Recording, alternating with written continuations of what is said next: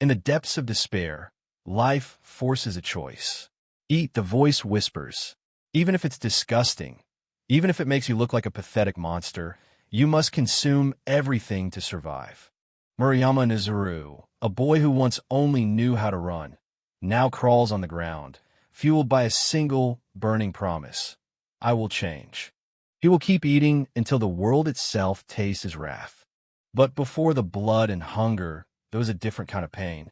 Meet Murayama Nizuru, a 16-year-old boy whose daily life was a cycle of bullying and mockery just because of his weight. The world is cruel to those it deems weak. To his tormentors, being an overweight orphan wasn't a tragedy. It was a joke. They didn't see a person. They only saw a target. Hey, don't you dare bully my kids. A thunderous voice breaks the cycle. This is Tokiyuki Takashi, a 31-year-old man with a heart as massive as his frame, stepping in to protect the only family he has. Takashi doesn't just stand in the way. He stands up for them. He shuts the bullies down with a single look, reminding them that if they have a problem with the kids, they have a problem with him. Even after the bullies flee, the scars remain. Nizuru hangs his head, calling himself a short, useless fatty. He's lived in the shadows for so long that he's started to believe he deserves the abuse. But Takashi isn't having it. He reminds Nizuru that looks are irrelevant. It's the heart that defines a man. To Takashi, Nizuru is a good kid who deserves a life free from fear. They head back to Tanuki Orphanage, the sanctuary Takashi inherited from his parents. This isn't just a building. It's a home for those the rest of the world has forgotten. To the younger kids, Takashi is more than a director. He's a father figure. His arrival is the highlight of their day, a moment of safety in an uncertain world. Waiting at the door is Tokiyuki Tsurugi, the 18-year-old eldest sister of the group. She's the gentle heart of the home, always keeping an eye on the little ones and her brothers. Tsurugi's eyes immediately find the cuts on Izoru's face. She's quick to worry, her hands reaching out to check on him, her concern a silent testament to their bond. Nizuru tries to brush it off, playing the part of the stubborn younger brother. He doesn't want her to worry, even as she pouts at his typical lack of self-care. Suddenly, the ground erupts in a blinding light. A massive magic circle forms beneath their feet, swallowing the entire group in an instant. The ordinary life they knew is gone. They blink, and the orphanage yard is replaced by a cold, stone hall. Panic sets in as Takashi shouts for everyone to stay calm, his eyes darting around this alien, majestic room. The grandeur is overwhelming, but the armored guards and the massive throne room send a chill down Nizuru's spine. This isn't a dream. It's a rough invitation to another world. On the throne sits Regia Koning III, king of the kingdom of Jumagus. His eyes are sharp, calculating, looking at the modern-day orphans as if they were nothing more than newly acquired tools. The king reveals the truth. They have been summoned from another world. He asks for their strength, speaking of a distant world as if it were a simple commodity he could just take. The threat is clear. Demon lords are disturbing the peace. While Tsurugi is terrified, Nizuru's mind drifts to anime. Could this be his chance? Could he finally become a hero like Takashi? Nizuru looks at his past self, the one who was bullied and weak. He imagines a world where he could stand tall. But Takashi's roar brings him back to reality. I refuse. Send us home. Takashi isn't interested in being a hero. He's interested in the safety of his kids. He demands they be sent back, his protective instincts flaring up against this royal kidnapper. A new voice enters the fray. Philia Koning, Princess of Jumagus. She steps forward with a crown on her head and an apology on her lips, her eyes filled with a haunting sadness. Her words are a crushing blow. We have no way to send you back home. The room goes silent. They weren't just invited. They were trapped. Takashi's rage reaches its boiling point. Philia reveals a terrifying truth. The summoning was an imperfect, desperate gamble. Lacking the strength to be precise, the kingdom simply reached into the void and pulled whoever they could find. Nizuru and his family weren't chosen for their merit. They were taken by cruel, random chance. Their only hope of returning lies in the mana orbs hidden within the demon lords, relics said to grant any wish. While Tsurugi recoils at the thought of children being used as soldiers, the king is already looking past their fear, prepared to reveal the hidden potential he expects them to unlock. King Reja Koning III continues his explanation, stating that while everyone summoned to this world is granted special powers, most of those abilities lie dormant, waiting for the right moment to awaken. Princess Philia Koning offers a glimmer of comfort to the younger orphans, promising they will be cared for within the castle walls until they reach the age of 15, the time when their true abilities finally awaken. Murayama Nizuru is flooded with relief, realizing the children won't have to fight. But the king's mood shifts instantly. With a booming command, he prepares to reveal the classes of the older members. A status screen flickers into existence, revealing Nizuru's destiny, Glutton. The boy is stunned. Of all the legendary classes he imagined, he was branded with the one that feels like a cruel joke. Tokuyuki Takashi looks at his own screen with confusion. His class is Hot Blood. Nizuru panics, reaching out to Takashi as he realizes his Glutton class seems completely useless in this fantasy world. Suddenly, the king's eyes widen in disbelief. He screams out in shock, "A sword saint?" as a power he didn't expect manifests right before his very eyes. But the shock is even greater for Tokuyuki Tsurugi, whose screen reads Sacred Devourer. The king claims this single class could change the course of the entire war and invites them all to discuss it over a meal. Philia leads the excited children away, their young minds only focused on the promise of food from another world. Tsurugi follows them, still processing the weight of her new title. Takashi tries to call out, his instincts telling him something is wrong. But the king places a hand on his shoulder, insisting that a full stomach is essential in a world they know nothing about. The smile vanishes from the king's face as he separates Nizuru and Takashi from the group. He tells them there is one more thing they need to hear before the festivities begin. The king fakes a look of regret, rubbing his eyes as if he's pained by what he has to say next. Nizuru and Takashi wait, sensing the trap closing around them. He explains that they have never encountered classes like Glutton and Hot Blood before. Takashi's eyes sharpen. He knows exactly where this conversation is going. What the hell is that supposed to mean? Suddenly, a heavy gate slams shut behind them. Guards draw their swords as the atmosphere turns lethal. Takashi realizes they were never guests, they were targets. Confirm what? Nizuru is shoved into the darkness, let out a pained cry as he hits the ground. Takashi rushes to his side, his voice full of protective fury as he checks if the boy is hurt. They look around and find themselves in a cold, stone courtyard. Nizuru rubs his eyes, his head spinning as he tries to understand how they ended up in this dungeon-like setting. The truth is laid bare as monsters snarl from behind iron bars. One thing is certain. They have been brought to a place of death. The king's hospitality was a lie. They realize they are at the center of a gladiatorial arena. Nizuru trembles at the sight of the nightmare creatures, while Takashi grits his teeth, looking for a way out of this trap. King Reja Koning III looks down on them from his safe, high balcony. Nizuru screams up at him, unable to believe the betrayal of the man who promised them safety. The king mocks them, declaring that since their powers are unknown, they must be tested. He's turning their lives into a show, and he has no intention of letting them leave easily. Prove you're fit to be heroes, the king commands, ordering the release of the creatures. Nizuru breaks down in tears, crying that this is far too much to ask of them. From a dark hole in the ceiling, a gelatinous monster drops onto the arena floor. Nizuru shrieks in terror, his worst fears taking shape right in front of him.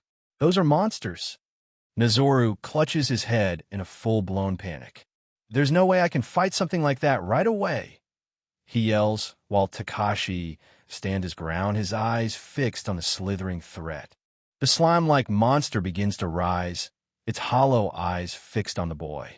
But Takashi steps in front of him, a wall of muscle and resolve. Nizuru, stay back. I'll handle this.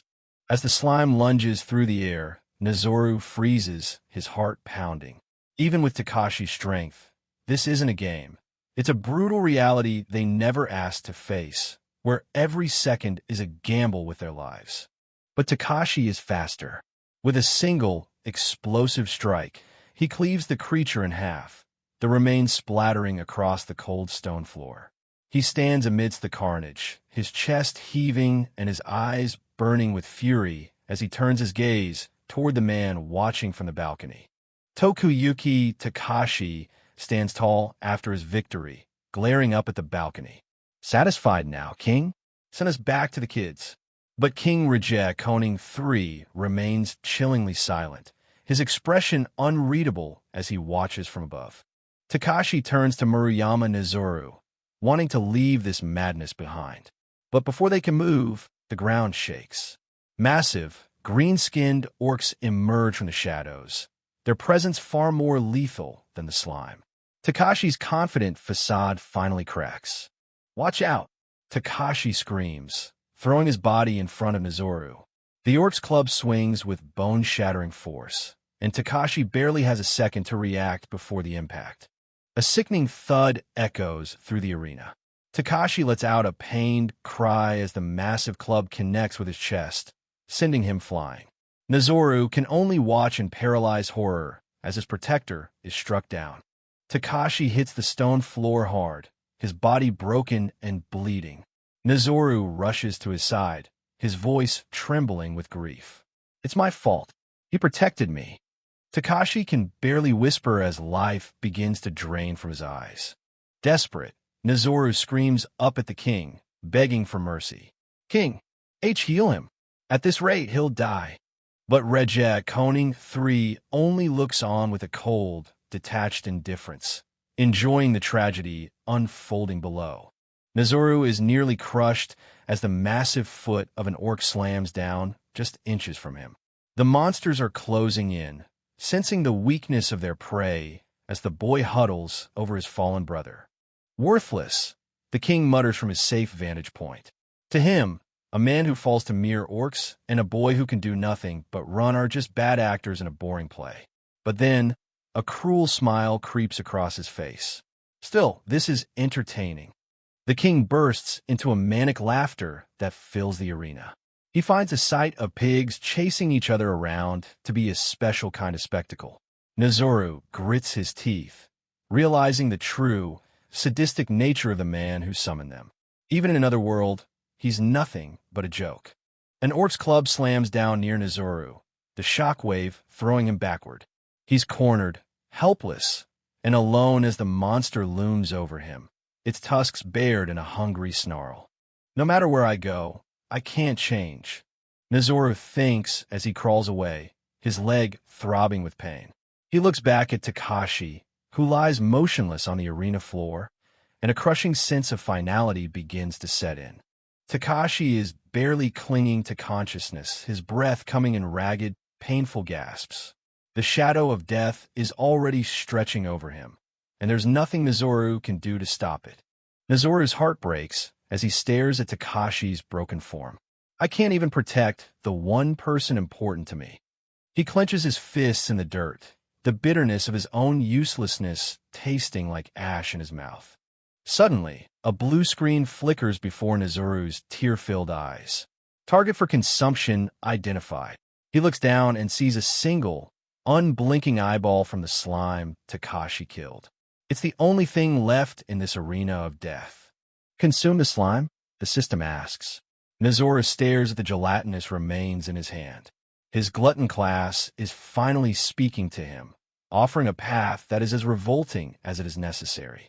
It's telling me to eat this. Another club swing narrowly misses Nozoru's head. The orcs are losing patience. Nozoru knows that at this rate, both he and Takashi will be dead in minutes. He looks at the slime I won last time, his fear turning into a desperate, feral resolve. The orc looms over him, its shadow swallowing the small boy. Nozoru's hand trembles as he holds the slime eye. Why am I hesitating? He screams internally. He's tired of being the one who runs. He's tired of being useless. With a scream of pure defiance, Nozoru shoves the slime eye into his mouth. I don't want to be useless anymore. He bites down, the sickening crunch and the foul taste of the monster's essence exploding on his tongue. His body rebels, his stomach turning as he forces himself to swallow the vile substance. Don't vomit, he commands himself. Eat more. He scoops up more of the slime, driven by a survival instinct he never knew he possessed. Eat, even if it's disgusting, even if it's miserable. Eat. Nozoru stuffs the gelatinous goo into his mouth, his tears mixing with the monster's slime. He is shedding his humanity one bite at a time. The orc raises its club for the final blow, but Nozoru doesn't even look up. He keeps devouring the slime, his eyes beginning to glow with an eerie, predatory light. The boy is gone. Something else is taking his place. I will change. Nozoru's voice sounds different now, deeper and filled with a cold, sharp edge. The system confirms the transformation. Slime existence absorbed successfully. He has taken the first step towards something monstrous. The orc's club slams into the ground where Nozoru was sitting, but the boy is no longer there. The slime-infused strength begins to course through his veins, making his movements faster, more fluid. King Reject Koning III is delighted by the gore, laughing as he calls the scene pig fireworks. He revels in the boy's misery, completely unaware that the pig he's mocking is currently undergoing a transformation that will soon silence his laughter forever. Nozoru's skin begins to shimmer with a translucent, blue light as the slime's essence fuses with his own cells. In my body, it's turning into slime. He stares at his melting hands, witnessing a horrifying evolution that is about to defy every rule of this new world. King Reject Koning III can't believe his eyes. He gained the ability of the monster he devoured.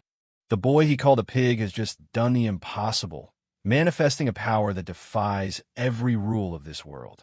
Disgust twists the king's face as he stares at Nozoru's shimmering, translucent skin. What a filthy form. To the royals of Jumagus, beauty is power, and Nozoru's evolution is nothing but an eyesore. Orcs, kill him, the king screams, his fear masking his disbelief. The battle isn't over. The monsters lunge again, their massive clubs raised to crush the strange slime creature Nozoru has become. But Tokiyuki Takashi isn't done yet. Despite his broken body, he stands between the orcs and Nozoru, a wall of pure willpower. Hey, Nozoru, looking pretty badass now, huh? Even at the end, he only has words of encouragement for his little brother. Takashi spots a way out. Nozoru, under your feet, there's a drain. With that form, you can escape. But Nozoru hesitates. He can't imagine leaving without the man who has protected him his entire life. Takashi knows the truth. He's done for. If they stay, that bastard king will kill the kids as well, regardless of when their powers awaken. If Nozoru stays, they all die. If he leaves, there's still a chance for revenge. Nozoru, my last request. Takashi's voice is a command born of love and desperation. He needs the boy to be the hero he always knew he could be, even if he has to do it alone. Save Tsurugi. Save everyone. Takashi smiles through his tears, entrusting the future of the orphanage to the one person he trusts most. Sorry to dump this on you, but I'm counting on you. The king screams for the orcs to kill the pig slime before he can escape. Takashi gives Nozoru one final, powerful shove toward the drain. Go now, he bellows, his last act of protection being the one that separates them forever. Nozoru falls into the dark, wet abyss of the sewer. Even here, I couldn't do a thing, he laments, the cold water mirroring the emptiness in his heart.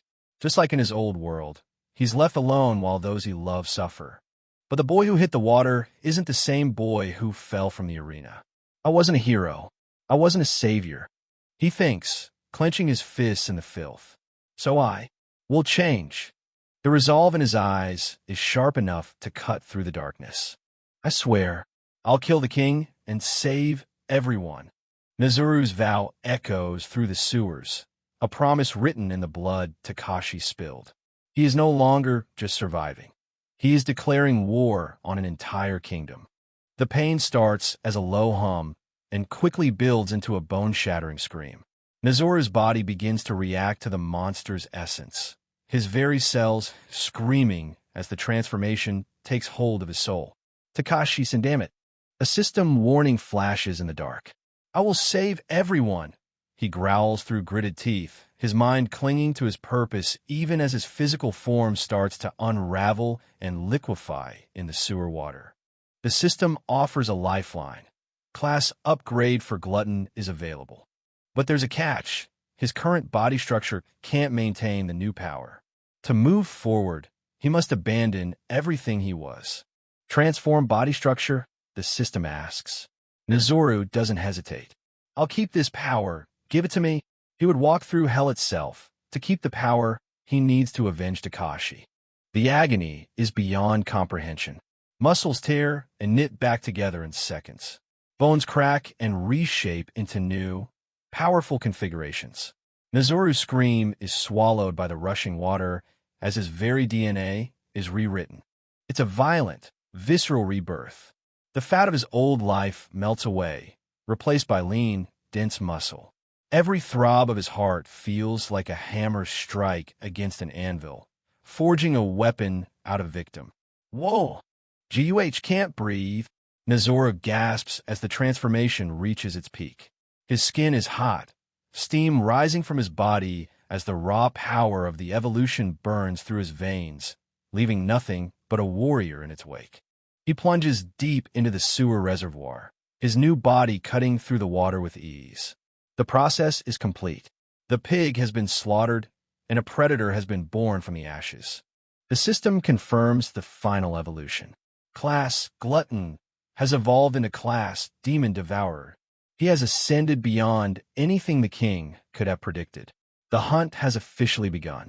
Nozoru is expelled from the pipe, splashing into a vast, underground chamber. He lies there for a moment, his mind reeling from the shock of his own existence. I blacked out, he wonders, checking his surroundings.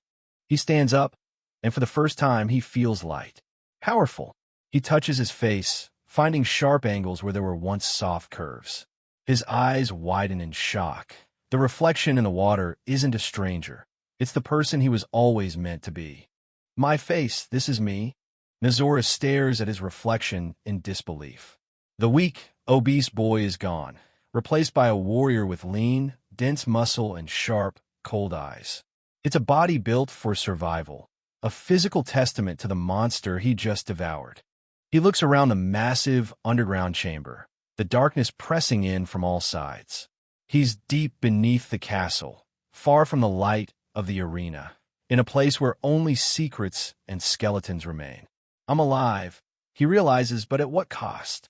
Murayama Nozoru looks at his new, muscular hands, but all he can see is the image of Tokiyuki Takashi's final, bloody smile. I'm still not enough, he whispers. The strength he gained is a heavy burden, a second chance paid for with the life of his only family. He clenches his fist, the grief sharpening into a cold, hard edge. The life Takashi-san saved. I can't waste it. The first step of his revenge is clear. He must find a way to escape this royal tomb and save the others from the king's madness.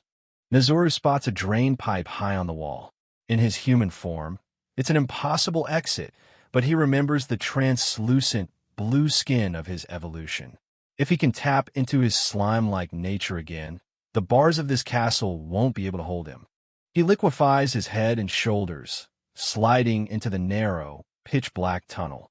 It's a claustrophobic nightmare, a lightless void where the only sound is the wet slap of his own transformed flesh against the stone. Which way? Is this right? Just as panic begins to set in, a faint glimmer of light appears in the distance. An exit. Nozoru pushes himself forward, the promise of freedom, or at least a different kind of prison, pulling him through the dark. He emerges from the pipe into a corridor of iron bars and cold stone. The air here is thick with the smell of decay and forgotten souls. This isn't an exit. It's the heart of the king's secret atrocities. Nozoru realizes with a heavy heart that he's ended up back inside the castle, but in a place far more sinister than the arena. He looks into the shadows of the cells, seeing the broken forms of those who couldn't escape. Should I turn back? A strange one has slipped in here. A raspy, ancient voice breaks the silence. Nezuru jumps, his eyes widening as he realizes that one of the corpses is still breathing. An old slave watches him with hollow, tired eyes. Teach the corpse spoke. Nezuru shrieks, stumbling back in the water. But the old slave just offers a weary, toothless smile. No need for a name. I'm just a slave, he says, his voice stripped of all hope. Who the hell are you? Nezuru demands. The realization hits Nezuru like a club. Slavery. This country still has slavery. He looks at the old man's chains, his anger at King Hangyakutan 3 burning hotter than ever. What kind of monstrous heroism is this kingdom built on? Odd one, aren't you? The slave mutters, noticing Nezuru's reaction. But Nezuru isn't listening. His eyes have found a set of keys hanging on a nearby wall. He thinks of Takashi, the man who never left anyone behind. He knows exactly what he has to do. Nezuru snatches the keys and unlocks the cell door. The old slave stares in disbelief as the iron gate swings open. Never thought I'd see the day I leave here. He whispers, his legs trembling as he takes his first free step in years. Can you stand? Nezuru asks. A pained groan echoes from deeper within the dungeon. Nezuru turns his head, his senses heightened by his demon devourer class. Someone deeper inside, he asks. But the old slave grabs his arm, his face pale with fear. You'd best not go near. No way I'm leaving them. Nezuru shakes off the old man's hand and sprints toward the source of the sound. He's done being the one who runs away while others suffer. If there is someone left to save, he will find them. He finds her in the darkest cell, a beautiful elf girl, her body pale and trembling. But it's the thing growing out of her neck that makes Nezuru's blood run cold. A massive, parasitic flower is feeding on her very life force. It's a cannibal plant, the old slave whispers. The slave explains the horror. The elf was used as a living experiment to host the parasite. The plant protects its host so it can keep feeding, attacking anyone who dares to come close. She is a prisoner of her own body, kept alive only to suffer. Military experiments, or just the king's amusement. The old man's words stoke a fire of righteous fury in Nezuru's heart. He glares at the girl's suffering, his hatred for the king manifesting as a dark, crackling energy. He refuses to let another soul be sacrificed to this man's cruelty. The cannibal plant senses his approach and lunges, its jagged petals snapping at his throat with predatory speed.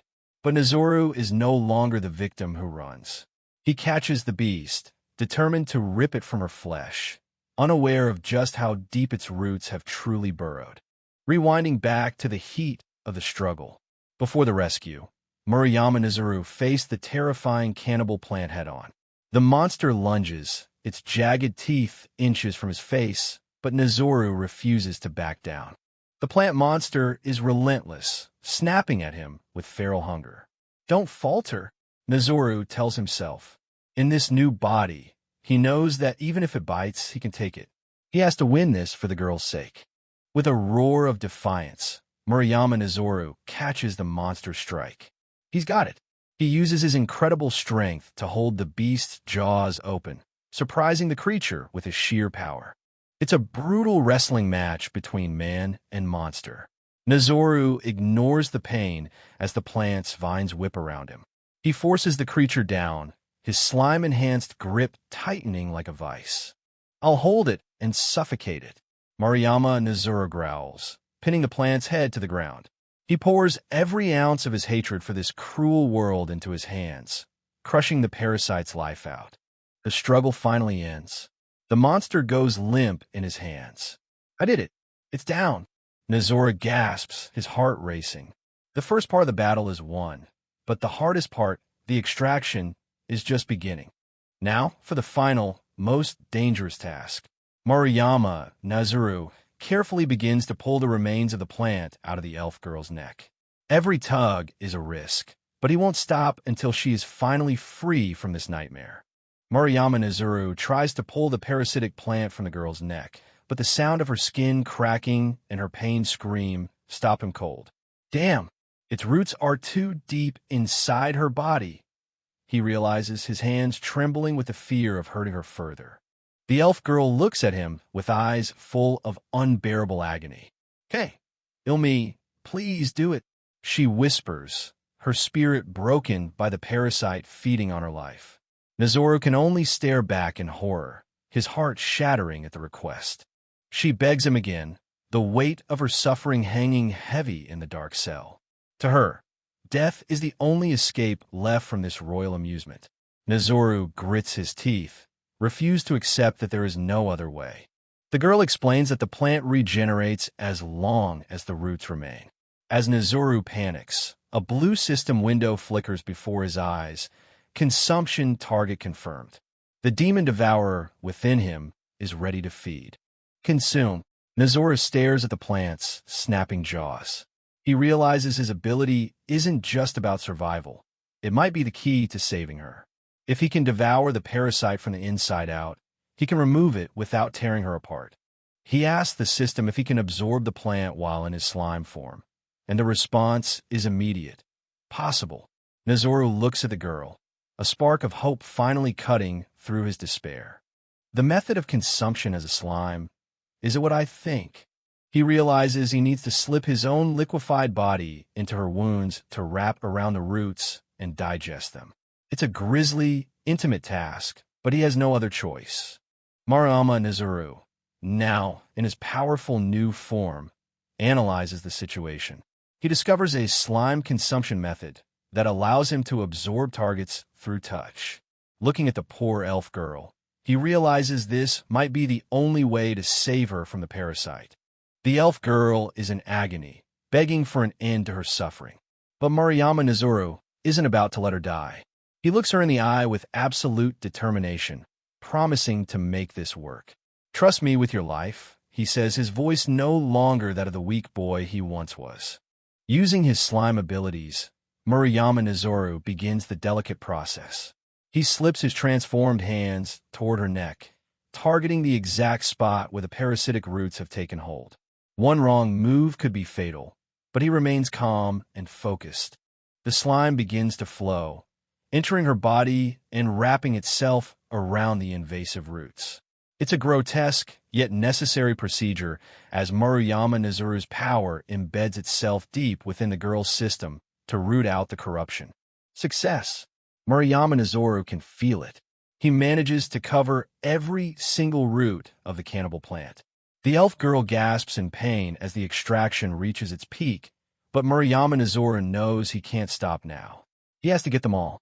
Inside the girl's consciousness, the cold agony begins to fade. She feels a gentle, enveloping warmth spreading through her whole body. For the first time in a long time, the pain is easing, replaced by a sense of peace. The process is a complete success. The cannibal plant's existence is fully absorbed into Maruyama Nezuru's being.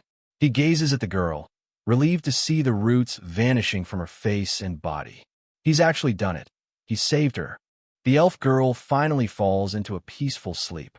Watching from the shadows, the Nolugia is speechless. He can't believe the incredible power he just witnessed from this mysterious youth. It's a miracle in this dark dungeon. But the moment of relief is short-lived. The Nolugia warns Maruyama Nezuru that they must leave immediately. If the guards notice the commotion, they'll all be dead. The air in the dungeon suddenly feels much colder. Maruyama Nezuru realizes his mistake. He was too loud. He looks at the sleeping girl, knowing that if they're caught now, there's no escape. The weight of their situation settles back onto his shoulders as he prepares for what comes next. "Old man, I'll carry her on my back," Maruyama Nezuru decides. He steps out of the shadows, ready to move, but a sudden sound from the hallway freezes them both in their tracks. Danger is much closer than they thought. Shock turns to horror as a guard suddenly appears and stabs the Nolugia without a second thought. Maruyama Nezuru watches in disbelief as the man who helped him is struck down. The guard glares at Nezuru, demanding to know who this accomplice is. The Nolu Jia collapses to the ground, bleeding. The guard is furious, screaming at Murayama Nozoru for attempting a prison break. The situation has spiraled out of control in an instant. The guard demands answers, but Murayama Nozoru remains silent, his eyes hardening. He's seen enough cruelty in this world. The tension in the narrow cell is thick enough to cut with a knife. "Fine, if you won't talk, I'll just kill you," the guard shouts, leveling his sword at Murayama Nozoru's chest. He has no idea that he isn't facing a normal prisoner anymore, but a monster in human skin. Murayama Nozoru grits his teeth, his anger boiling over. He's tired of being hunted, tired of seeing those he cares about hurt. As the guard prepares to strike, the chapter ends with Nozoru ready to unleash his fury. To be continued. Murayama Nozoru stands cornered in the dark dungeon of Jumiga's castle. A cruel guard towers over him, sword drawn, sneering that he'll just end it right here. After everything Murayama Nozoru has been through, this is how it starts? TCH, this is the worst-case scenario, Murayama Nozoru thinks, sweat beads rolling down his face. The guard lunges with a murderous shout, his blade cutting through the air with lethal intent. The sword strikes true, slicing deep into Murayama Nozoru's chest. But instead of blood and pain, there's only a strange, liquid sensation. He's not human anymore, and his body isn't reacting like one. The guard's confident smirk vanishes. The wound wiggles and knits itself back together in a heartbeat. It's the power of the slime body. Instant regeneration. Murayama Nozoru glares back, his eyes burning with a new resolve. "What the hell are you?" the guard stammers, terror finally creeping into his voice. Murayama Nozoru doesn't give him time to process. He sees the opening and knows this is his chance to strike back. "I can do this. Fight!" Murayama Nozoru roars, channeling all his fear and anger into a single strike. He doesn't back down, lunging forward with a desperate punch. His fist connects with the guard's face with a sickening thud. Murayama Nozoru pours every ounce of strength he has into this one blow, hoping it's enough to take the brute down. For a moment, it looks like it worked. The guard recoils, gasping in shock. But as Murayama Nozoru catches his breath, he realizes something is wrong. The impact didn't have the weight he expected. The guard spits out a glob of saliva and laughs. A squishy punch like that? He mocks Murayama Nozoru, realizing the boy lacks real physical power. Murayama Nozoru's heart sinks. His slime fists just aren't strong enough yet. The guard points mockingly at the glowing core in Murayama Nozoru's chest. "I'll just smash that core, and you'll die that way," he sneers. Murayama Nozoru freezes. He's just found out his most lethal weakness. "It doesn't matter either way," the guard snarls, raising his sword again. He's done playing games. He promises to cut Murayama Nozoru open and find out exactly what kind of monster he's become. The sword swings in a blur. Murayama Nozoru ducks, just in time, the steel whistling inches above his head. He's fast, but he's barely staying ahead of the guard's experienced attacks. The guard is relentless, hacking and slashing with brute force. Murayama Nozoru is purely on the defensive, his back almost against the cell bars. He's trapped, and the guard knows it, shouting, "Got you," as he closes in for the kill. The blade narrowly misses as Murayama Nozoru slips underneath the guard's arm. It was a close call, but he's running out of room to dodge. He needs a new plan, and he needs it now. "I can't keep this up," Murayama Nozoru thinks, staring at his trembling hand. He feels a strange sensation bubbling up from within. It's time to test the power he took from that plant monster in the previous chapter. Mouths with jagged teeth erupt from Murayama Nozoru's palms. The guard is horrified, realizing his opponent is more than just a slime. Murayama Nozoru feels the plant's parasitic power merging with his own, creating something truly terrifying. The guard charges again, thinking he can win a head-on clash. He's confident in his steel and his strength, unaware that he's walking straight into a deadly trap. "Then you came here to die," the guard shouts. But Murayama Nozoru's expression is cold. He's no longer the victim. He's the predator now. In an instant, Murayama Nozoru's arms stretch out like liquid tentacles, the parasitic mouths snapping at the air. The guard's eyes bulge in shock. He never expected a reach like this. Murayama Nazuru's hand clamps onto the guard's neck. The slime body provides a grip that's impossible to shake. The guard chokes, his sword falling uselessly to the side. The guard gasps for air as the parasitic mouths sink their teeth into his flesh. A sickening crack echoes through the dungeon. The power of the demon eater is finally showing its true horror. The parasite detaches and falls to the floor, having finished its work. Murayama Nazuru watches, breathless and shaken by the violence of his own new ability. Damn it, I barely scratched him. Murayama Nazuru mutters, still doubting himself. But the guard is in no condition to respond, clutching his throat and staring at the boy with pure, unadulterated dread. Bastard! He tries to shout, but his voice is fading. The guard collapses to his knees, his body convulsing as thorns and plant-like veins stretch and burst from under the skin of his neck. Murayama Nazuru watches in paralyzed horror, realizing he hasn't just won. He's unleashed a nightmare far worse than death itself. As the guard falls, memories of a girl used as a host for these very parasites flash through Murayama Nazuru's mind. Did the plant parasitize him? He whispers, his gaze lingering on the body as the adrenaline begins to fade, leaving only the grim reality of what it takes to survive. Murayama Nazuru stands over the fallen guard, the silence of the dungeon returning as the echo of the struggle fades. The violence of what he just did is finally starting to sink in. He stares at the motionless body with a mixture of shock and disbelief. No way. He's not dead, right? He whispers to himself, his heart thumping loudly in his chest. This isn't the world he used to know. Murayama Nazuru gasps for air, his body still trembling from the adrenaline.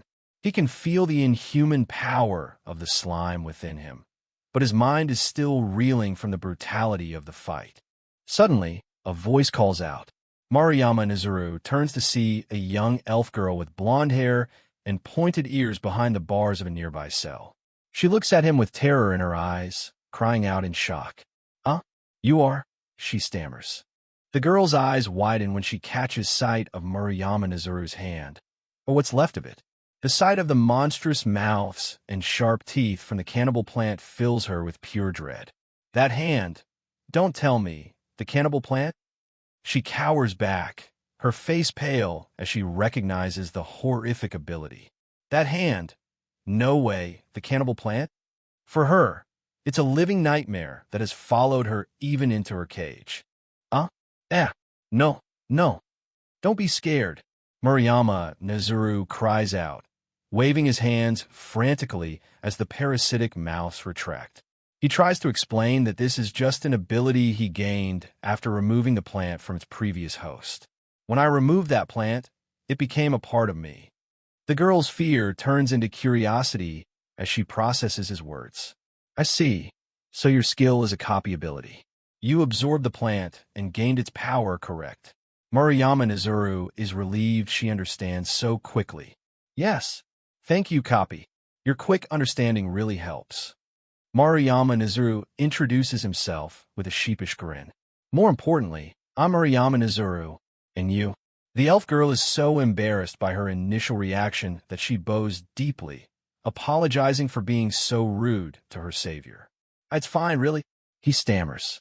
She takes his hand, finding the gentle warmth she didn't expect from someone who looks like a monster. She introduces herself as Libra Plantain, an elf who has suffered greatly. Thank you for saving me from hell. To repay you, Nazuru-san, I'll do anything, she vows, tears still in her eyes. Libra looks thoughtful as they talk about his unusual abilities. I see. Those with unusual powers, they're usually otherworlders, she notes, realizing that Murayama Nazuru is not from this world. Murayama Nazuru explains the true nature of his power. My power is to copy abilities of anything I consume. Originally, it was Glutton, but it upgraded to Demon Eater. Libra is fascinated. Such a skill is unheard of in any records. Honestly, you think so? He asks, still unsure of his own potential. Libra suddenly grabs his arm, urging him to move. Anyway, now's not the time. Let's get out of this castle first. Maruyama Nizuru is surprised by her sudden urgency, but he knows she's right. Every second they stay is a second they risk being caught. But Libra stops for a moment, her hands clasped as if in prayer. Before that, there's somewhere I'd like to stop by. It should help us in our escape, she pleads. Maruyama Nizuru looks at her, seeing the desperation and hope in her eyes. She leads him to a dark, damp corner of the castle. Looks like a garbage dump after raining, Maruyama Nizuru observes, looking at the soggy crates and piles of refuse. He wonders why she would want to come to a place like this. Maruyama Nizuru looks up at a small opening high above. It's pretty high up, but with my body now, it's doable, he thinks. He realizes that they can get outside through this tunnel. Libra looks up, hope shining in her eyes. Seems like we can get outside from here. While Nizuru plans their exit, Libra is busy rummaging through the trash. Hey, Libra, what are you doing? He asks, worried she's stealing. But Libra is just reclaiming what was once hers. And no, this is mine. I finally got back what they confiscated. She pulls out a bag and some clothes, tossing some to him. Nizuru-san here. Put this on. Maruyama Nizuru helps Libra climb through the narrow opening, their hands meeting as he pulls her up. Just a little more. You can do it, he encourages. It's a struggle, but finally, they both tumble out onto a high stone ledge. We're outside, Libra cries, her face lighting up with joy. They sit together under the light of the full moon, looking back at the dark silhouette of the castle. For the first time in what feels like forever, they are free. Nizuru-san, Libra whispers, her voice filled with a mixture of relief and fear for the future. Maruyama Nizuru looks at his hands, thinking of those he left behind. I am sorry. Takashi-san, I can't do it yet, but his heart is heavy with guilt and a burning desire for revenge. Someday, he promises, the word of vow under the moonlight. His eyes grow cold and sharp as he stares into the night. I swear, I'll come back and save everyone. The weakness he once felt is being replaced by a terrifying new resolve. He will not rest until his friends are safe. Meanwhile, inside the castle's grand banquet hall, the other students are gorging themselves on a lavish feast. Holy crap, this is crazy good, one of them shouts. They're blinded by the luxury, unaware of the horror that happened in the dungeons below. Tokiyuki Tsurugi sits quietly among them, her face troubled. You're not eating, Wani-chan, one of the children asks. Tokiyuki Tsurugi snaps out of her thoughts, a forced smile on her face. I was just about to. She knows something is wrong, and the food tastes like ash in her mouth. Outside the hall, the sound of marching feet approaches. The grand doors swing open as King Hangyakutan III makes his entrance, his face masked by a broad, fatherly smile. Everyone, how is it? Are you enjoying the meal? He asks, spreading his arms wide like a benevolent host. But beneath the warmth of his voice, his eyes remain cold and calculating, watching his guests like pieces on a chessboard. Suddenly, the clatter of silverware is broken by the sound of a chair scraping back. Tokiyuki Tsurugi stands up, her hands trembling as she faces the throne. Your Majesty, she calls out, her voice cutting through the festive air. The king's smile falters for a fraction of a second, his gaze narrowing as he focuses on the girl. What troubles you? He asks, his tone deceptively soft, sensing that her next words might disrupt his carefully crafted play. Inside the grand hall, Tokiyuki Tsurugi stands up, her voice trembling with concern. Big brother, and Nizuru, they haven't come back yet, she cries, looking at the king for answers. She asks if he knows something, her heart heavy with a growing sense of dread. Hangyakutan III looks back with a cold, calculated gaze. You mean those two? He replies, his voice smooth and deceptively calm. King Hangyakutan III leans forward, his expression grave but firm. Already left on the journey to defeat the Demon King, he announces to the shocked group of students. The lie falls from his lips with practiced ease, designed to silence the growing questions and keep the heroes in line. In no way. Tokiyuki Tsurugi stammers, her face turning pale. The news hits her like a physical blow. But the king isn't done. He claims that her brother left a message specifically for her, a final parting word before they vanished into the unknown. Huh, she gasps, her hand flying to her mouth in shock. The king recites the fabricated message. We can't let everyone be put in danger. So we'll go on ahead. Take care of the children. In the hall, some students are inspired by the bravery, while others worry about the danger. Tokuyuki Tsurugi, however, is devastated. Exactly. They just got here, she thinks, unable to believe her brother would leave her like this. King Reject Koning III puts a hand on Tokuyuki Tsurugi's shoulder, acting like a caring mentor. Don't worry. We provided them with abundant funds, top-tier gear, and as much support as possible. He lies, urging her focus on her training so she can join them soon. He then turns and walks away, his fake kindness vanishing the moment he's out of sight. Left alone, Tokuyuki Tsurugi stares into space, her mind filled with images of her brother and Maruyama Nezuru. Big brother, Nezuru, she whispers. The luxury of the feast and the promise of heroics mean nothing to her without the people she calls family. She can't shake the feeling that something is terribly wrong. Behind closed doors, the king's facade crumbles. A masked subordinate kneels before him, reporting that the prison has been ransacked and there's no trace of the escapees. TSK, did you find them? King Reject Koning III snarls, his frustration boiling over. The humanoid slime has slipped through his fingers, and his rage is palpable. King Reject Koning III's roar echoes through the private chambers. Issue wanted posters. Hunt down and kill the humanoid slime. He knows that Maruyama Nezuru is a loose end that could ruin everything, and he wants him eliminated at any cost. This is only the beginning of a hunt that will span across the kingdom. Miles away, Maruyama Nezuru is safe for now, though he's a soaked mess. He squeezes the water out of his clothes, grateful to have made it out of the capital alive. Thank God, we made it out safely, he thinks, recalling the narrow escape through the castle's dark waterways. He then calls out to his companion, Libra Plantain, asking if she's ready yet. Libra Plantain is also drying off, her clothes clinging to her slender body. Sorry, not yet. Just a little longer, please. She stammers, embarrassed. Maruyama Nezuru turns away, a blush creeping onto his face as he urges her to hurry. They need to put as much distance between them and the capital as possible while it's still dark.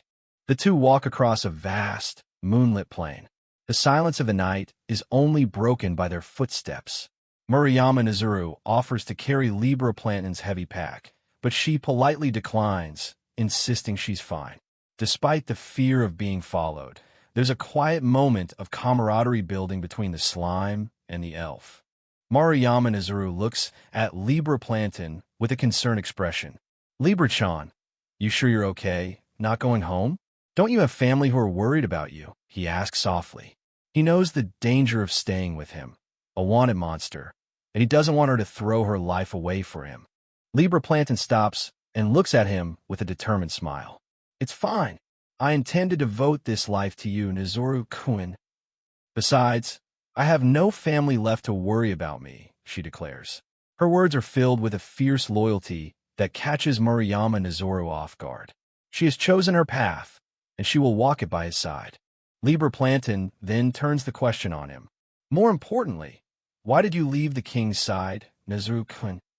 Maruyama Nezuru pauses, his gaze drifting to the distant stars. He realizes he hasn't properly explained the king's betrayal and the horrific truth behind the hero's summoning. Right, I haven't explained properly, have I? He murmurs. He tells her everything, the lies, the sacrifice of his friends, and the king's true nature. As he speaks, his expression hardens. So basically, that happened. And that's why I'll get stronger and save everyone. Maruyama Nezuru's goal is now crystal clear. He will become a force that even a king cannot stop. But even with his resolve, a shadow of doubt crosses Maruyama Nezuru's mind. He stares at his hands, thinking of the friends still trapped in the castle. Although I wonder, can I truly save them all? He asks quietly. Libra Plantain listens, her expression soft as she sees the weight of the world on the young man's shoulders. Libra Plantain speaks up, her voice full of encouragement. In that case, how about you try monster hunting? She suggests. She explains that, given his demon eater ability, consuming more monsters could be the key to gaining the strength he needs. Maruyama Nozoru is intrigued. Monster hunting? He repeats, the idea taking root. She points towards a dark forest on the horizon. In that forest, they should be living there, she says confidently. Libra Plantain knows that if Maruyama Nozoru is to survive and thrive, he must embrace his nature as a consumer of power. The forest will be his training ground, and the monsters within, his fuel. All right, let's head into that forest. Maruyama Nozoru agrees, his eyes narrowing with a hunter's focus. But the forest is not a place for the weak. As they approach, pairs of glowing eyes watch from the shadows. Monsters are lurking, and they are already sensing the arrival of new prey. Suddenly, a group of almiraj, horned rabbits, burst from the undergrowth. They look cute at first, but the sharp horns on their foreheads tell a different story. They are fast, aggressive, and perfectly adapted to the wild forest they call home. Maruyama Nozoru tenses, his first real hunt about to begin. Oh, damn, it's fast! Maruyama Nozoru gasps as the rabbits dart around him like white streaks. He struggles to keep up with their speed, realize that hunting cave vat is far different from fighting guards in a dungeon. The almiraj are unpredictable and move with a savage grace that catches him off guard. Natsurukun. We've finally cornered it, Libra Plantain shouts, helping him herd one of the creatures. Maruyama Nozoru focuses his attention on a single rabbit, his parasite hand beginning to transform. He's determined to make this hunt a success and take his first step toward the power he craves. The almiraj lunges with a sudden burst of speed, its horn aimed straight at Maruyama Nozoru's chest. He gasps, barely having time to react, as the creature's powerful legs launch it through the air. This isn't just a rabbit. It's a lethal projectile designed to pierce through its enemies. Whoa! Maruyama Nozoru cries out as the rabbit's horn slams into a tree right next to his head with a bone-jarring impact. With splinters and sap sprays as the creature's attack nearly takes his head off. The sheer force of the blow leaves him stunned. The wild is even more dangerous than he imagined. The impact is so strong it completely shatters the tree trunk, leaving a jagged stump. Maruyama Nozoru stares at the destruction, a cold sweat breaking out on his forehead. Good thing I had slime powers. He thinks, realized that a direct hit would have been fatal. He wipes some blood from his cheek, his smile nervous but filled with a new understanding of the stakes. Maruyama Nozoru stares into the pitch-black maw of a nearby cave, two glowing eyes staring back from the darkness. It's more dangerous than I thought. He mutters, the chill of the forest finally sinking in. Libra Plantain nods beside him, her expression grim. Seems so. Well, it is a monster after all, she adds. They're quickly learning that the wild is far less forgiving than the castle walls. What do we do? We might be the one hunted instead, Maruyama Nozoru says, sweat beading on his forehead. He realizes that rushing headlong into danger isn't the way to survive. Maybe we should look for something smaller. He suggests, and Libra agrees, her small frame already trembling slightly from the tension. Why, yeah, good idea, she whispers. They soon find what they're looking for, a lone horned rabbit, an almiraj, drinking peacefully from a stream. Libra Plantain signals for silence, her finger to her lips. Maruyama Nozoru tenses, his eyes locked on the target. He needs this kill. He needs its power. He begins to crawl forward, his slime body allowing him to move with ghostly quietness. If I sneak up from behind, it hasn't noticed us, Maruyama Nozoru thinks, his fists clenched tight. He waits for the perfect moment. Suddenly, he lunges. His hands reach out like liquid shadows, grabbing the unsuspecting creature before it can even twitch its ears. The rabbit's eyes bulge in shock as it's snatched from the riverbank. Yes, It got pinned. Maruyama Nezuru shouts, triumph in his eyes. He doesn't hesitate, his body already beginning to wrap around the struggling Almiraj. I can suffocate it. A glowing notification appears in his vision. Consumption target found. He can feel the creature's life force beneath his grasp, ready to be absorbed. Libra Plantain runs toward him, a bright smile on her face. Nezuru-kun, you did it. Now you just have to eat it. Maruyama Nezuru looks down at the tiny creature, a hint of guilt crossing his mind. A little underhanded, but this way I'll gain the Almiraj's power, he says, hardening his heart. In this world, it's eat or be eaten. Suddenly, a bone-chilling roar echoes through the clearing. "K." Maruyama Nezuru and Libra Plantain freeze. What was that sound?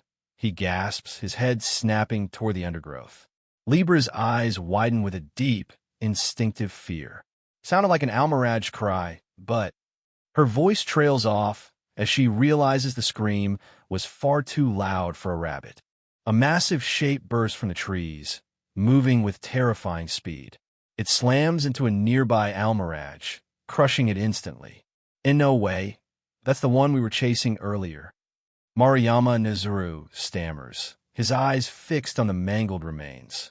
Something much bigger has entered their hunting grounds, and it's not looking for peace. The ground trembles under the weight of an approaching beast. Maruyama Nezuru clenches his teeth, his survival instinct screaming. Something's coming, he yells, his parasite hand beginning to twitch and transform.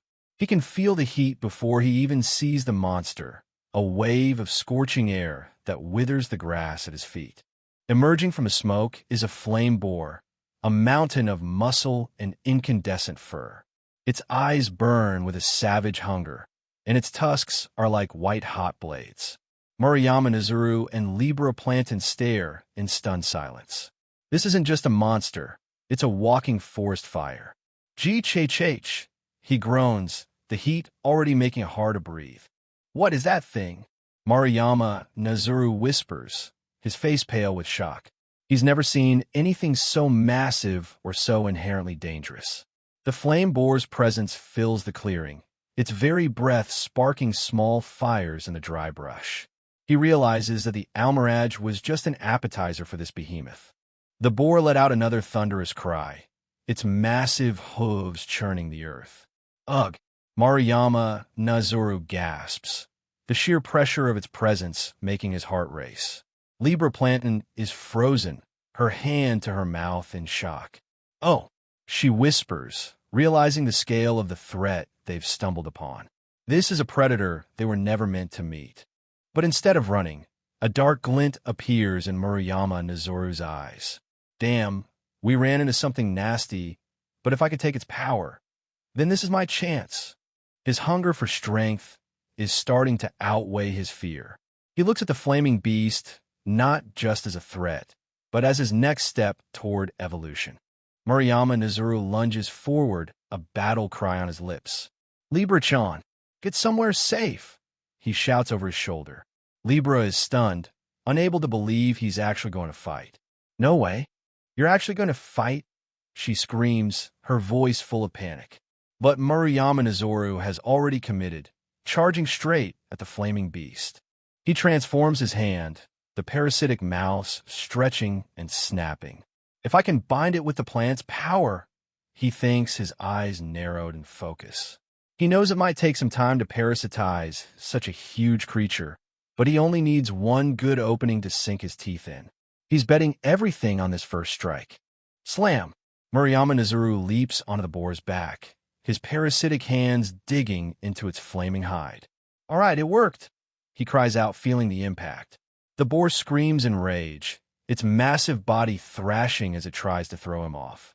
Maruyama Nezuru holds on with all his might, his slime body absorbing the shocks and slams. The boar charges a tree, slamming Maruyama Nezuru into the trunk with bone-shattering force. He's pinned, the rough bark scraping against his skin. The beast's power is immense, far beyond anything he's faced before. He gasps for air, the world spinning as the boar continues its relentless assault. Beck, He groans as the impact nearly knocks him unconscious. The parasite should have taken hold. All I need is to stall time until it weakens. Murayama Nezuru thinks, his teeth gritted in pain. But he realizes he's underestimated the flame boar. It's not weakening. If anything, it's getting angrier. KHH, what strength? He mutters, his vision blurring from the intense heat and the relentless pummeling. The boar tosses its head, its sharp tusks missing Murayama Nezuru's chest by a hair's breadth. He's barely hanging on, his slime body struggling to maintain its shape against the heat. Can I really last in an endurance battle with this thing? He wonders, his heart pounding in his ears. One mistake, and he's dead. If that had hit my core earlier, I'd be dead. Suddenly, he notices something strange on the boar's back. It's budding. Tiny sprouts from his parasitic plant are emerging, but they're quickly withered by the heat. He realizes the boar's flames are more than just a defensive tool. They're actively fighting off the infection. He's losing ground, and his primary weapon is being neutralized. The flame boar lets out a triumphant roar as its flames flare up with renewed intensity. How the hell is it still moving this much?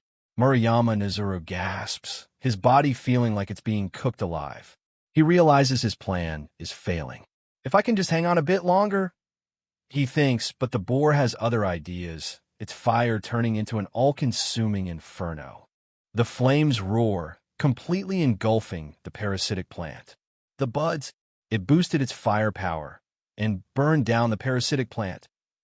Murayama Nezuru stares in horror as his best weapon is turned to ash in an instant. The flame boar is not just a monster. It's a perfect counter to his plant-based abilities. He's left defenseless against a raging inferno. If the plant doesn't work, then I'll use slime power. Murayama Nezuru cries out, his eyes wide with desperation. He begins to flow over the boar's snout, his liquid body trying to find its way into the beast's mouth and nostrils. Just like this, I'll smother you and suffocate you. He's betting everything on this last, desperate gamble. Blub blub. His slime body gurgles as it enters the beast. For a split second, hope flares in Murayama Nezuru's heart. Yes, it's working, he thinks as he feels the flame boar's movements become sluggish under his weight. By blocking its airway with his slime body, he's managed to halt its savage charge. The beast thrashes and kicks in a blind panic, gasping for the air it can no longer find. It seems like the battle is turning in his favor, but the wild has one more terrifying trick up its sleeve. The momentary advantage is shattered as the boar's eyes ignite with a blinding, incandescent light. The flames! They're getting stronger dash.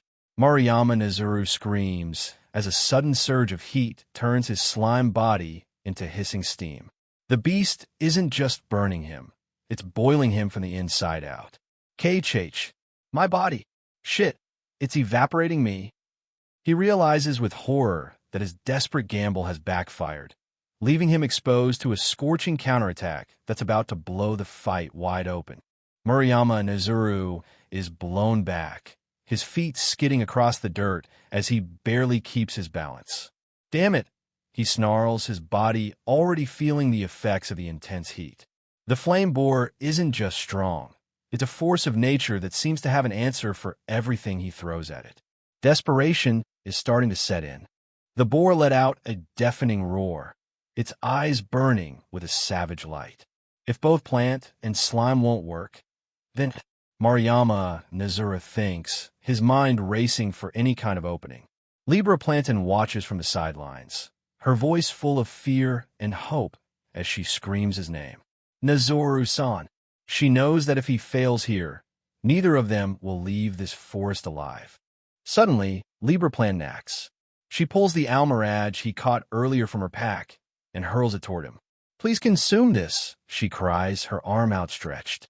Murayama Nezuru looks up, shock and realization dawning on his face. Libra-chan.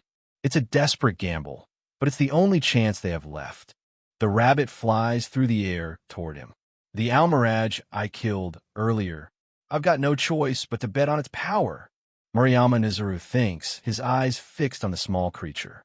He doesn't know if the rabbit's abilities will be enough to stop the flaming beast, but he has to try. It's his last card, and he's playing it now. As the rabbit reaches him, Murayama Nazuru's body begins to flow and wrap around it. He consumes it in a single, fluid motion, his demon eater skill activating with a surge of energy. He can feel the creature's speed and sharp instincts merging with his own. But the boar is already closing the distance, its massive hooves thundering on the ground. Maruyama Nazuru watches as the last remains of the rabbit are consumed by the boar's flames. In no way. That was my last card, and it's already gone. He gasps, his heart sinking. He feels a new power bubbling up inside him, but he doesn't know if he has the time to master it before the boar finishes him off. The clearing is filled with smoke and the smell of ozone. The flame boar shakes the very earth as it prepares for a final, crushing charge. Its massive form is a blur of motion and fire, its tusks aimed straight at Murayama Nazuru's core. He can feel the vibration in his bones, a herald of the end. There's no more room for mistakes, and no more time for hesitation. No good, this enemy's too much. Libra-chan, we have to retreat. Murayama Nazuru screams, realize that they are completely outmatched. Libra nods, already beginning to back away. Why yes, she cries. But the boar isn't about to let them go. It unleashes a barrage of fire shards, cutting off their path and forcing them back into the center of the clearing. GHH.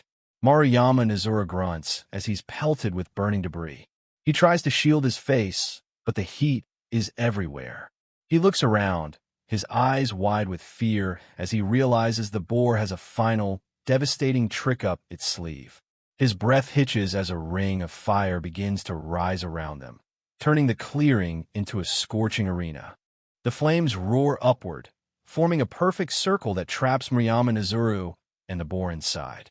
KHH, even the escape route, he snarls, his back to the inferno.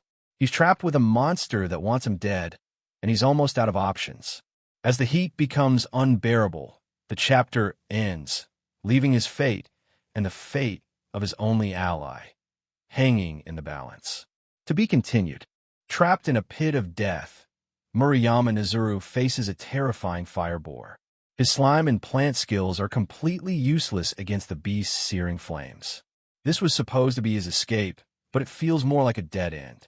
The monster doesn't give him a moment to breathe, launching a barrage of fiery projectiles. The heat is suffocating, and the ground itself seems to be screaming under the intensity of the attack. Murayama Nazuru barely dodges, the impact of the fireballs throwing him back. He grinds his teeth, feeling the sting of burns and the crushing weight of his own helplessness. One wrong move, and it's all over. He's at his limit. Running forever isn't an option, but what can a former worthless student do against a high-level monster? Desperation sets in as the fireboar prepares for another charge. Suddenly, Libra Plantain calls out to him, throwing a necklace made from a griffin's claw. She screams for him to use his demon eater power. This might be the only weapon he has left. Catching the claw, Murayama Nazuru's eyes light up with a newfound resolve. A griffin? If he can consume this, he might just have a chance to turn the tables. He crushes the claw in his hand, activating the demon eater skill. Even Libra Plantain is stunned by the raw energy emanating from him as he begins to absorb the essence of the high-speed predator. The system confirms the success. The griffin's power is now his to command. Just in time, as the fire boar thunders toward him, completely unaware that its prey has just evolved. With a single, swift motion, he tears through the beast's hide. The fire boar is defeated in an instant, proving that Murayama Nazuru's demon eater power is as deadly as it is mysterious. The monstrous fire boar charges with lethal intent, its tusks aimed right at him. But in his transformed state, Murayama Nazuru doesn't feel fear. He only feels the raw, primal urge to test his new strength. In a flash of speed and sharp claws, the battle is over. The fire boar, once so dominant, is sent sprawling, defeated in a single, decisive strike. Murayama Nazuru stands over his fallen foe, the air still thick with the scent of smoke. Casting his mind back to the earlier struggle, Murayama Nezuru recalls the moment he activated the griffin's claw. The spiky hair and sharp talons are proof of his metamorphosis, a power so vast it leaves him completely stunned. Libra Plantain runs over, her face beaming with relief and admiration. She's amazed at how he cut down the beast so easily, her faith in him growing stronger by the second. Murayama Nezuru looks at his claws, feeling the incredible surge of power still buzzing through his veins. For the first time, he feels like he might actually belong in this dangerous new world. But the power is fleeting. To his shock, his body begins to revert to normal. The system delivers a harsh reality check. The griffin's power has expired, leaving him vulnerable once again. The system explains that to use the power again, he must gain more magic essence. Murayama Nezuru is left scratching his head. There's still so much he doesn't understand about how his abilities work. Libra Plantain clarifies that magic essence is the energy stored within the bodies of monsters. Murayama Nezuru realizes that his consumption of the claw was only enough for a temporary boost. He needs to eat more if he wants to stay strong. He feels guilty about destroying Libra Plantain's necklace, especially since he can't use the power anymore. She's just as surprised, realizing the limitations of his seemingly godlike skill. Libra Plantain quickly tells him not to worry about the necklace. It wasn't that important. Now, the real question is how Murayama Nezuru plans to eat a boar 5 times his size. His answer? Returning to his true slime form. After consuming the fire boar, Murayama Nezuru undergoes a strange transformation. He now takes on the appearance of the boar itself, wreathed in flames. Libra Plantain can't help but be impressed. It's like he's become a fire elemental slime. The celebration is cut short by a sudden, chilling presence. Something or someone else is in this forest. The mood shifts from triumph to absolute dread in an instant. Libra Plantain screams in terror, her eyes wide with fear. She knows exactly what's approaching, and it's far worse than any boar. She begs Murayama Nezuru to be careful, her voice trembling.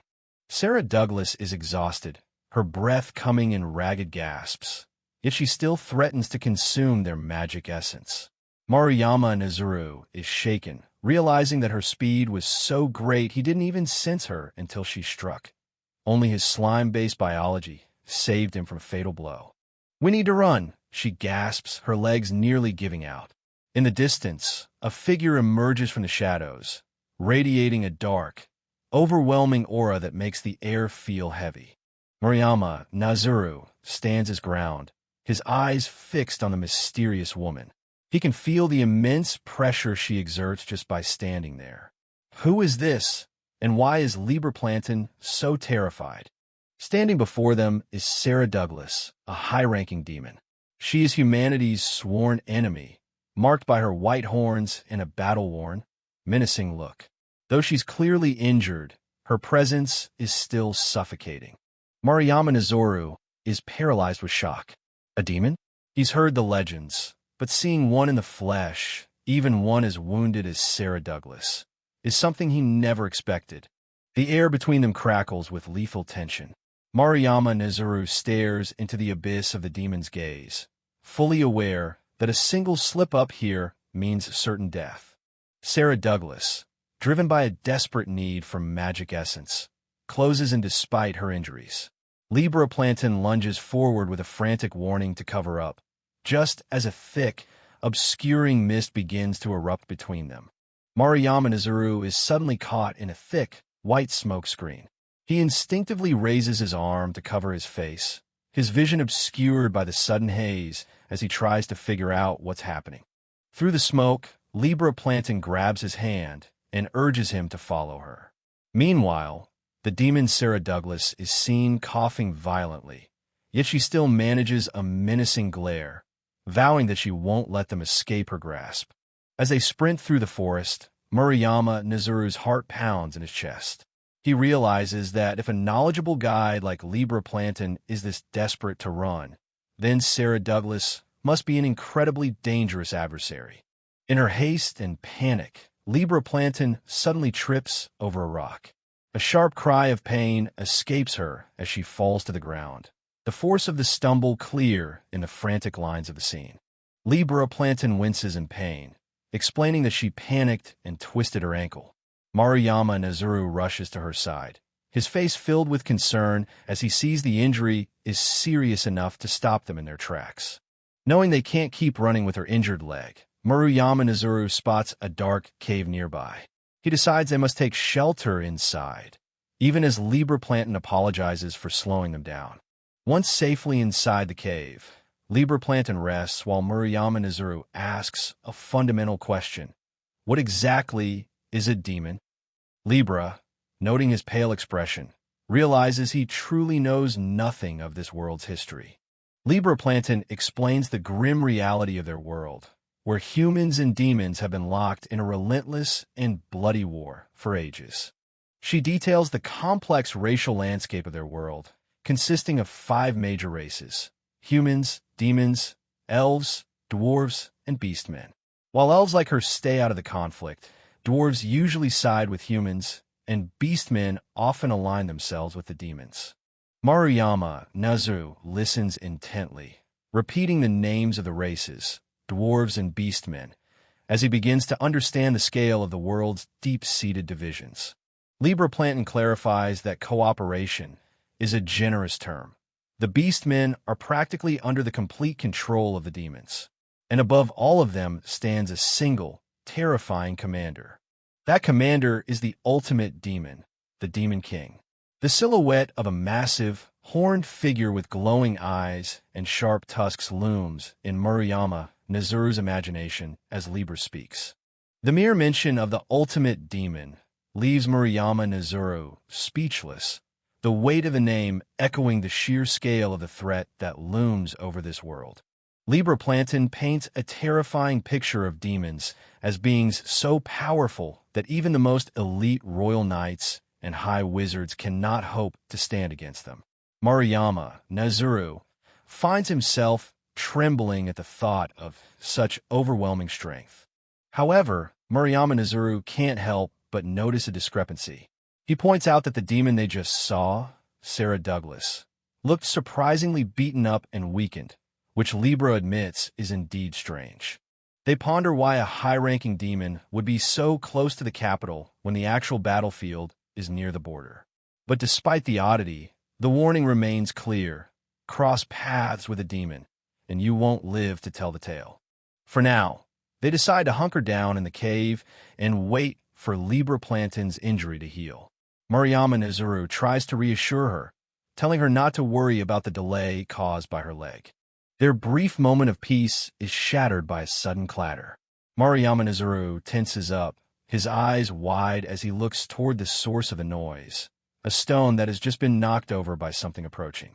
Introducing Sarah Douglas, a high-ranking demon with striking white horns and a predatory smile. Despite being heavily wounded, she looks up at Maruyama Nezuru and declares that she has finally found her target. To their horror, the demon Sarah Douglas has crawled into the cave. Her eyes are white and glazed over as she begs them, in a desperate whisper, to share their magic essence to save her from her fatal wounds. Libra Plantain sees a golden opportunity to escape while the demon is completely exhausted. She urges Maruyama Nezuru to run, reminding him that demons are nothing but danger and they shouldn't get involved. But Maruyama Nezuru isn't listening. He's transfixed by the fallen demon, his mind echoing Libra's words about the immense power demons possess. Libra desperately tries to pull him away, noticing the change in his expression. Immense power, he repeats under his breath. A dark thought is beginning to take root in his mind as he stares at the helpless demon before him. Maruyama Nezuru's gaze becomes cold and predatory, fixated on the dying demon. Libra Plantain watches him with mounting dread, sensing a side of him she has never seen before as he whispers those words again. Libra Plantain is visibly shaken, her voice trembling as she tries to reach him. But Maruyama Nezuru is lost in his own world, the lure of a demon's immense power starting to drown out her desperate warnings. He approaches the injured figure lying on the cavern floor. There's a newfound weight to his steps as he ponders the demon's power he now wields, wondering if he can still truly smile when he meets his loved ones again. A terrifying, monstrous grin spreads across Murayama Nizuru's face, his eyes glowing with a dark, predatory ambition. In this moment, the line between man and monster blurs as he realizes that consuming this demon might be the only way to finally challenge the king. Murayama Nizuru's eyes darken as he considers a terrifying path. If he doesn't eat the demon's power here and now, will he ever be strong enough? But the frantic voice of Libra Plantain suddenly breaks his dark trance. Libra Plantain is visibly shaken, demanding to know what's gotten into him. The sheer intensity of her worry forces Murayama Nizuru to snap back to his senses, his dark expression fading. He quickly brushes it off with a nervous laugh, claiming a weird thought had crossed his mind. Libra Plantain remains skeptical, sensing that whatever just flashed through his head was far from normal. Nearby, Sarah Douglas remains unconscious, her body battered and her pride shattered as she lies helpless on the cave floor. Libra Plantain insists they should leave immediately, but Murayama Nizuru's mind is drifting elsewhere. He remembers the teachings of the man who raised him, Tokiyuki Takashi. Memory flows back to a time years ago. A young, much rounder Murayama Nizuru screams in terror as a small creature lunges at him in the yard. But it was just a stray cat. Tokiyuki Takashi laughs at the boy's panic, his warm presence filling the yard as he calms the situation. Seeing the cat is covered in wounds, Tokiyuki Takashi doesn't hesitate. He suggests they shelter the little guy until he heals, showing young Murayama Nizuru that strength is meant for protection, not abandonment. Tokiyuki Takashi imparts a lesson that would define Murayama Nizuru's soul. If you abandon the weak, no one will be there to help you when you're the one in need. He refuses to leave anything that's weak and suffering behind. Back in the present, the echoes of that lesson ring loud. Libra Plantain is frantic, wanting to flee before the demon recovers, but Murayama Nizuru remains deep in thought. Libra-chan, he says softly, his gaze settling on his companion as he reaches a pivotal decision. He realizes that even in this hellish situation, he cannot betray the person Tokiyuki Takashi raised him to be. As he thought, he just can't walk away. Murayama Nizuru's voice is firm and resolute. We have to help this demon. His eyes burn with a determination that silences the room. Libra Plantain is horrified, screaming at him in disbelief. She can't fathom why he would want to save a creature that nearly killed them both. Murayama Nizuru's inner conflict is raw. He knows he could save everyone by eating the demon and taking her power. But he chooses mercy over a darker shortcut, even though he knows this path isn't something they can easily handle. Murayama Nizuru looks at the suffering figure before them. Recalling the kind people he once knew, like his brother Takashi, he realizes he can't just ignore someone in pain. Libra Plantain realizes that Nizuru is far more compassionate than his monstrous appearance suggests. Despite the immense risk, he decides they must act as soon as possible. Libra Plantain, though still terrified, watches as he commits to this dangerous act of kindness.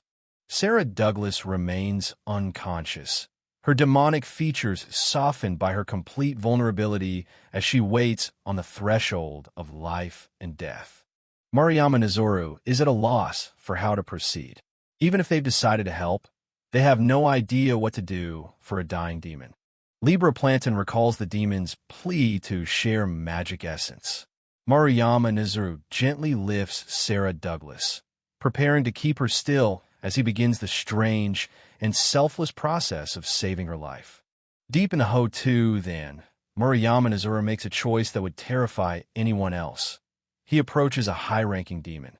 While Libra Plantain is paralyzed with fear and begs him to run, Nizuru realizes this wounded demon needs magic essence to survive. The demon, Sarah Douglas, is prideful even at death's door. With white horns and a lethal glare, she warns him that she could still take him down with her.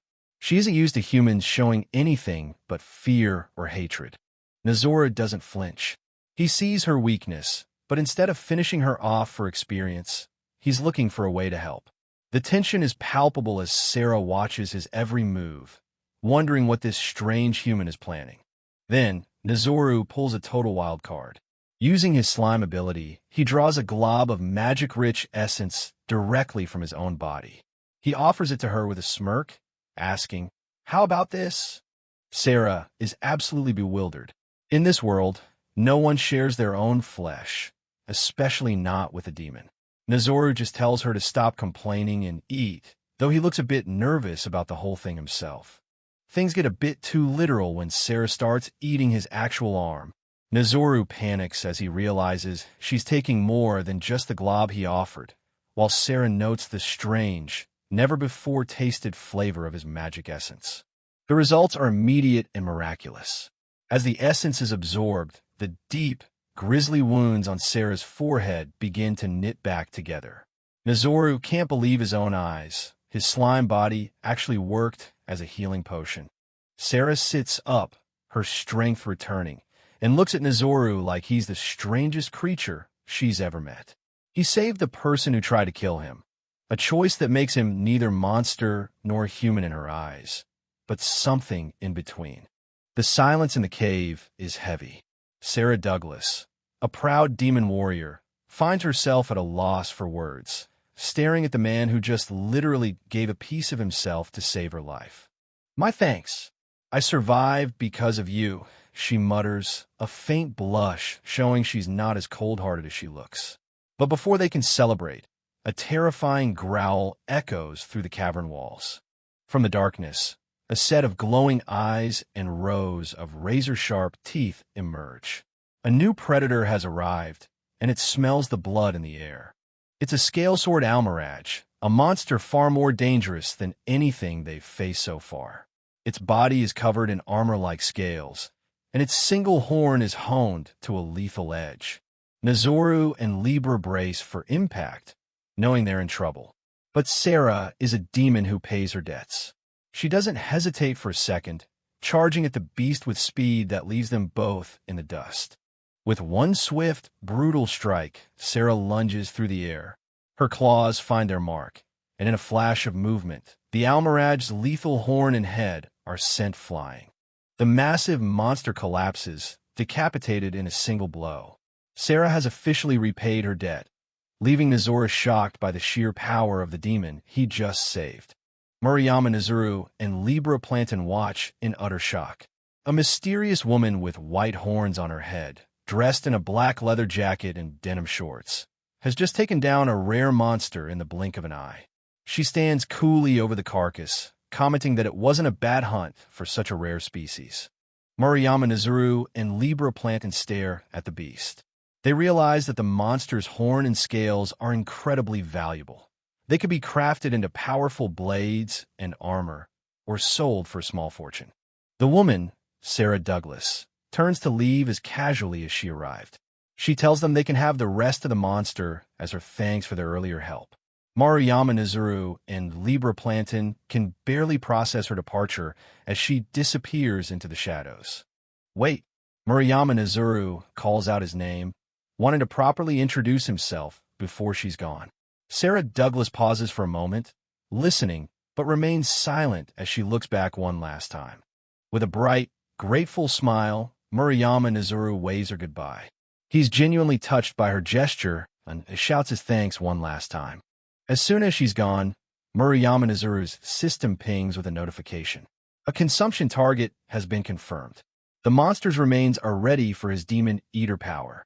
Murayama Nezuru hesitates. Libra Plantain points out that they need money for their journey, and the scales are worth a lot.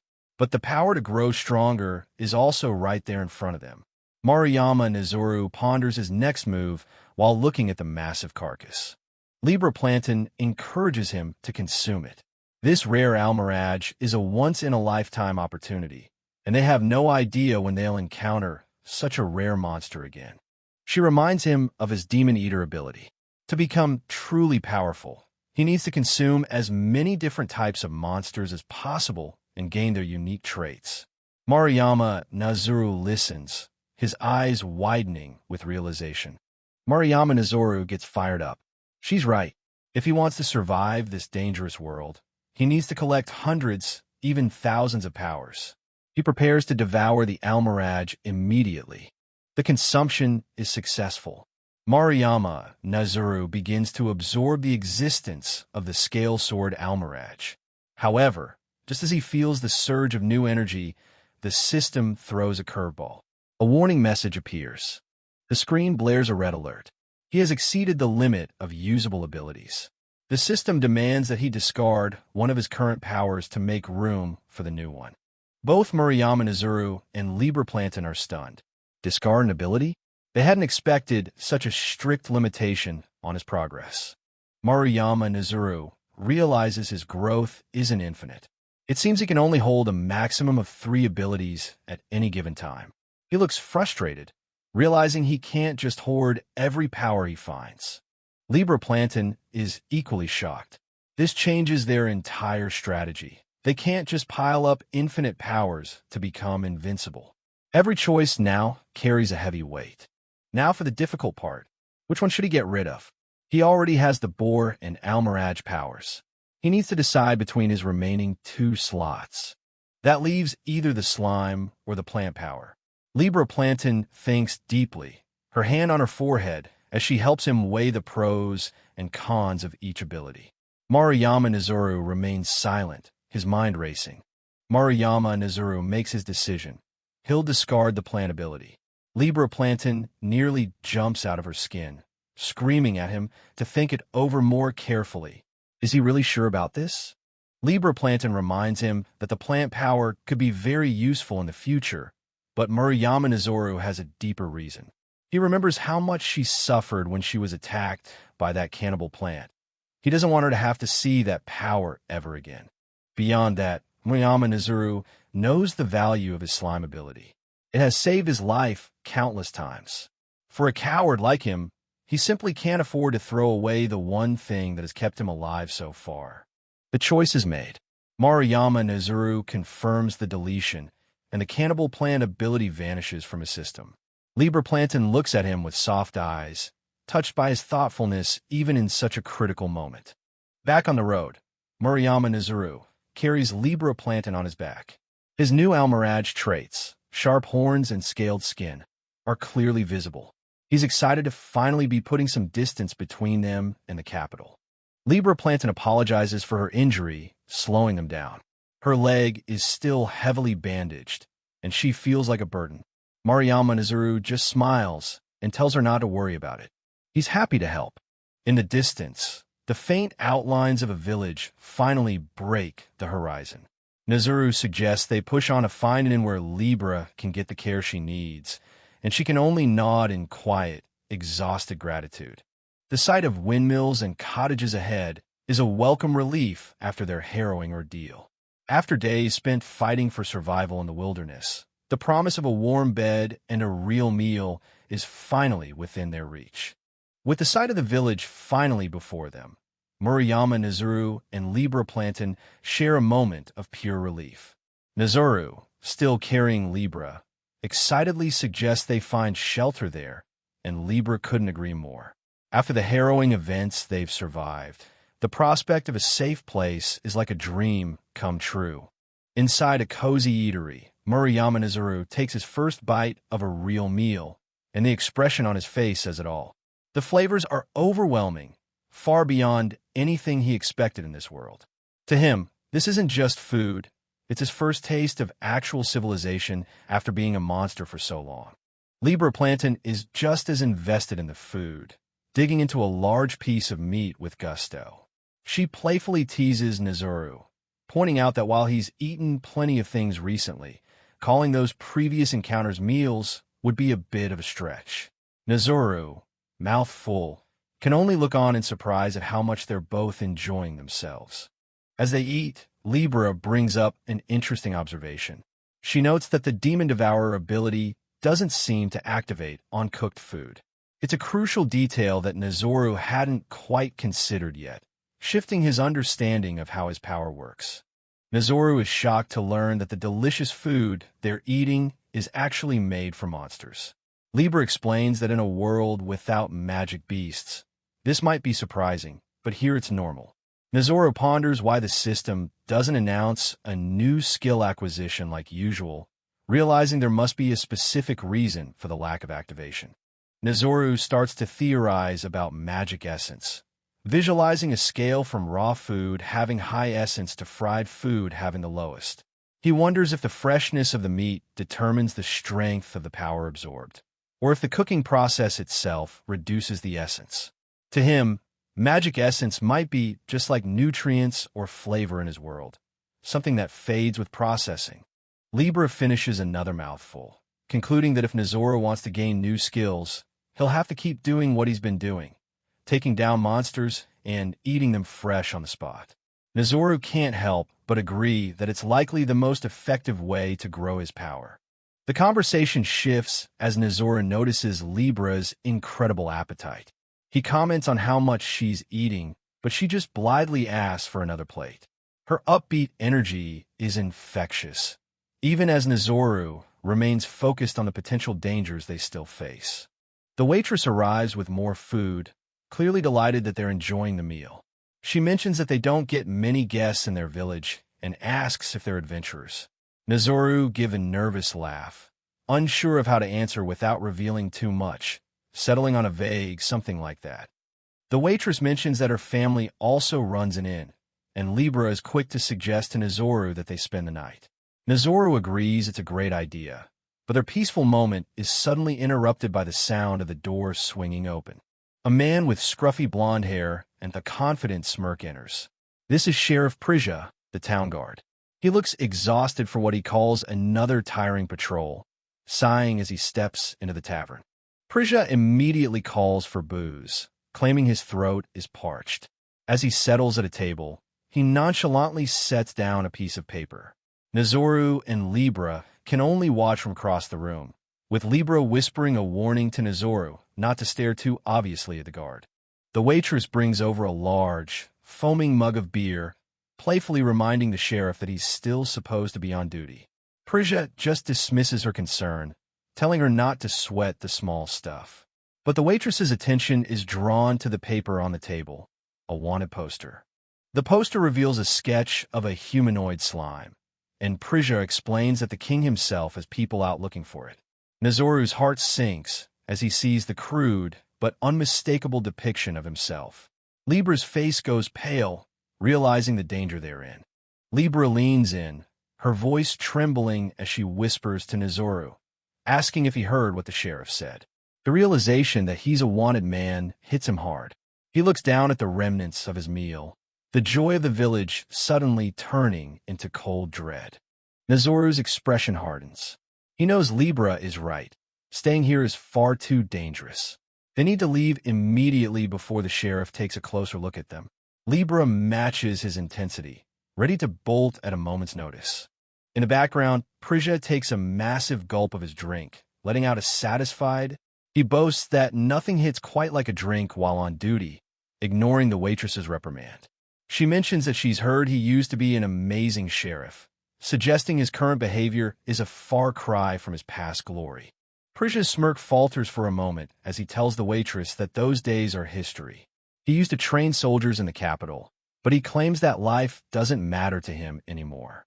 Nezoro watches him closely, his gaze sharp and suspicious as he listens to the guard's story. Prisha then turns, offering to share a drink with the two strangers. Nezoro leaves some money on the table, trying to make a quick exit. Libra is already on her feet, backpack on, telling Nezoro that now is their chance to escape while the sheriff is distracted. Nezoro nods, trying to keep his movements casual as they prepare to leave the table and the wanted posters behind. But Prisha isn't finished. He calls out to Nezoro, asking for just one glass together. Nezoro stops in his tracks, his eyes narrowing in suspicion. He can sense something behind the sheriff's casual invitation. Nezoro is jolted when Prisha asks if they're leaving already. The sudden change in the sheriff's tone makes Nezoro break into a cold sweat. The tavern, once warm and welcoming, now feels like a trap. Prisha keeps his smirk, but his eyes are sharp as he suggests there's no need to hurry. He holds out a wooden mug, inviting them to have a drink with him instead. Nozoru points to himself in disbelief, realizing he's been singled out. He feels the weight of the guard's gaze, knowing he's under intense scrutiny. Suddenly, Prisha's hand shoots out, grabbing Nozoru's shoulder with a firm grip. The casual mask is gone as he looks Nozoru dead in the eye, telling him that the two of them just seem really suspicious to him. Nozoru's eyes widen in shock. The peaceful village stay has officially ended, and a new battle for survival has begun.